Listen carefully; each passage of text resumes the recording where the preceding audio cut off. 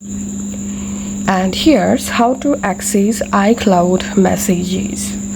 First of all, we have to sync our iCloud message. So go to your iPhone settings app and tap on your Apple ID. Here, tap on iCloud. Tap on See All next to Save to iCloud. And here, you have to tap on Messages in iCloud. And now, all you have to need, enable Use on this iPhone option. And here, status syncing with iCloud.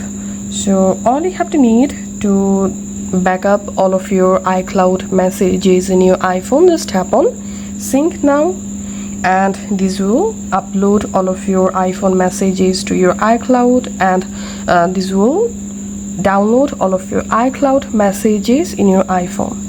Now all you have to need, go to your message app, and here you have to scroll down all the way to the bottom,